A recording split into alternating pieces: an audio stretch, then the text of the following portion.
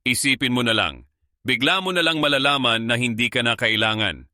Wala pang paalam, wala pang malinaw na dahilan. Biglang sasabihin sa'yo, salamat sa lahat, pero hindi ka nakasama sa susunod na balak namin. Ganito raw ang nangyari kay Rui Hachimura, at kung totoo ito, may malaking sekreto ang mga Lakers na hindi pa nila sinasabi sa publiko. Kamakailan lang, lumabas ang balitang binalitaan na raw ng mga Lakers si Rui Hachimura na hindi na siya babalik sa koponan sa susunod na season. Siyempre, dapat tayong maging maingat. Lahat ng ito ay chismis pa hanggat hindi opisyal na kinukumpirma. Pero kung totoo nga ito, may isang malaking tanong na dapat nating itanong. Bakit ngayon? Bakit kailangan nilang sabihin agad kay Rui na wala na siyang lugar, gayong wala pa naman silang kapalit na nakasign? Sa palagay ko, hindi basta-basta gagawin ng isang organisasyon ang ganitong hakbang kung wala silang planong sunod. Kung ikaw ang management at alam mong si Rui ay isang mahalagang piyesa sa koponan, hindi mo siya bibitawan nang wala kang alternatibo. Ibig sabihin malamang mayroon na silang malinaw na target. At para sa marami, ang pangalang paulit-ulit na lumalabas ay si Jonathan Kuminga. Ngayon, bakit siya?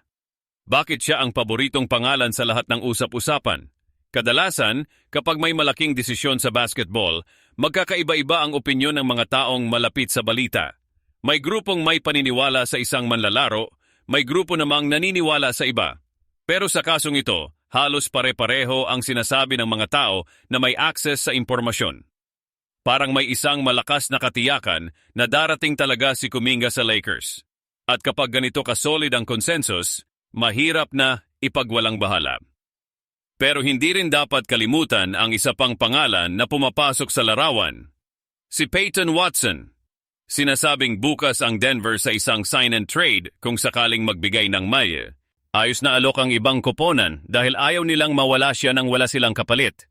Kaya posible ring dito humantong ang mga plano ng Lakers kung sakaling hindi umandar ang usapan para kay Kuminga. Pero muli, ang pinakamalakas pa ring senyales ay tungkol kay Kuminga dahil siya ang pinag-uusapan ng halos lahat. At dito napapasok ang tunay na puso ng kwentong ito. Hindi lang tungkol sa isang manlalaro na papalit sa isa pa kundi tungkol sa desisyon na maaring magbago ng direksyon ng buong koponan. Kasi kung titignan mo, si Kuminga ay mas bata, mas may potensyal, mas malakas sa depensa at mas mahusay na rebounder kumpara kay Rui. Ang tanging bagay na mas maganda kay Rui ay ang kanyang 3-point shooting.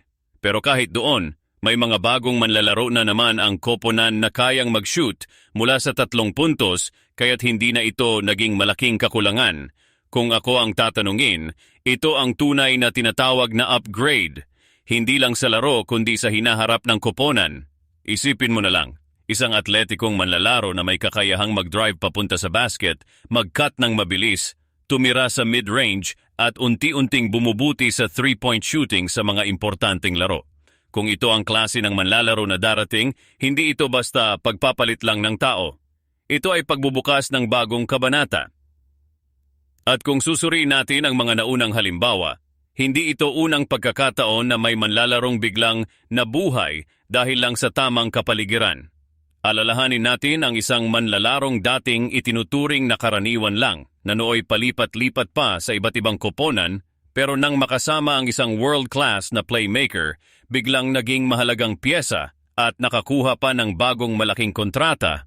Meron ding isang manlalarong dating tinitingnan lang bilang panic scorer sa bench pero nang mailagay sa tamang sistema, naging depensibong anchor at pundasyon ng koponan. Kaya kung may playmaker na sa antas ng pinakamahuhusay sa mundo ang kasama mo, hindi imposibleng may lumitaw na bagong bituin. Isang manlalarong dati itinuturing na pwede na. Pero sa wastong oportunidad, biglang lalabas ang tunay na kakayahan. Kaya bago tayo tumuloy sa susunod na bahagi ng kwentong ito, kung natutuwa ka sa kwentong ito at gusto mong marinig pa ng iba, i-share mo ito sa isang kaibigan o miyembro ng pamilya na sports fan din. Baka sila rin, tulad mo, kailangan lang marinig ang tamang panig ng kwento. Ngayon, bumalik tayo sa puso ng usapan. Bakit kailangang idikta agad sa isang manlalaro na wala na siyang lugar kung wala pa namang katiyakan? Ang sagot, sa palagay ko, ay dahil hindi patas na hayaan ang isang tao na maghintay ng walang malinaw na direksyon. Kung alam mo na sa puso mo kung ano ang mangyayari, mas magandang sabihin agad ang totoo kaysa hayaan siyang umasa sa isang bagay na hindi na mangyayari. Kasi isipin mo, paano kung bigla kang bumalik, matapos mong sabihing wala ka ng balak dito, tapos sasabihin mong, biro lang yon, gusto ka pa rin namin dito. Malamang, hindi natatanggapin yon ng manlalaro. Sasabihin na lang niya, hindi na kailangan, mas pipiliin niya na lang ibang koponan kahit mas mababa ang sahod dahil naramdaman niyang itinapon lang siya. Kaya sa palagay ko, ang pagsasabi agad sa kanya ay isang senyales mismo, senyales na alam na ng organisasyon kung ano ang darating. Hindi ito basta desisyong ginawa ng padalus-dalos, ito ay desisyong ginawa dahil may tiwala sila sa direksyon na kanilang tatahakin. At kahit gaano man ito kahirap tanggapin para sa mga taong nagmamahal sa manlalarong iiwan, minsan talaga, ang tamang desisyon para sa kinabukasan ay hindi laging ang pinakamadaling desisyon para sa kasalukuyan. Minsan, kailangan mong bitawan ang isang bagay na komportable para lang bigyan ng pagkakataon ang isang bagay na may mas malaking potensyal. Ganito rin ang buhay minsan, hindi ba? Minsan, kailangan nating harapin ang pagbabago kahit masakit dahil alam nating may mas magandang darating.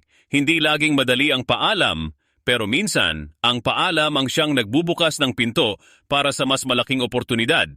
Kaya sa huli, kung totoo man itong balita, tingnan natin ito hindi bilang kalungkutan, kundi bilang simula ng isang bagong kabanata.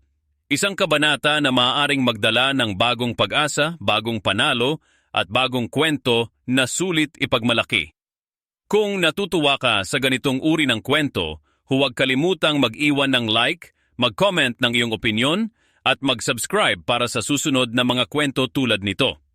Ibahagi mo rin ito sa mga taong sa palagay mo ay makikinabang o matutuwa rin sa kwentong ito.